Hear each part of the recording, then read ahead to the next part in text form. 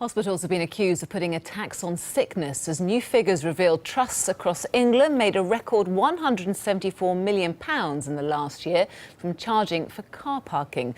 Rebecca Williams reports.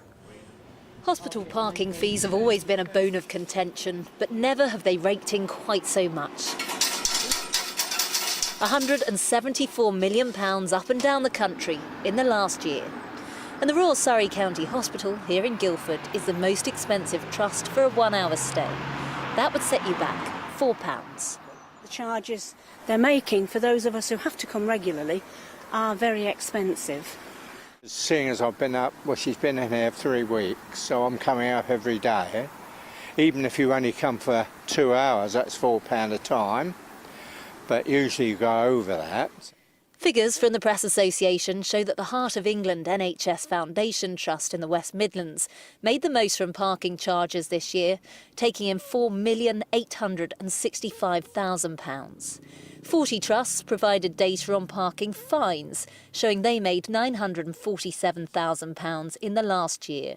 And half of all the trusts charged disabled people for using parking spaces. That's something that the Royal Surrey County Hospital has recently introduced, because not only are budgets under pressure, but demand is increasing. And some insist any charge at a hospital for parking is a tax on the sick and the elderly. I think it's an unfair way of asking people to pay for something, particularly if people have to go to hospital very, very regularly, particularly for people who are registered disabled, for example, and for people who can be quite financially vulnerable. And that seems like a very, very unfair way of making people pay for services which we at Macmillan believe should be free. Here in Guildford, they outsource their parking to a management company, and they say any money that they make goes back into maintaining the car park and then into patient care. Now, other trusts up and down the country have defended their revenues, saying they serve very busy neighbourhoods, and that's why they make so much money. The NHS is undoubtedly under pressure. We've got an ageing population and budgets are stretched.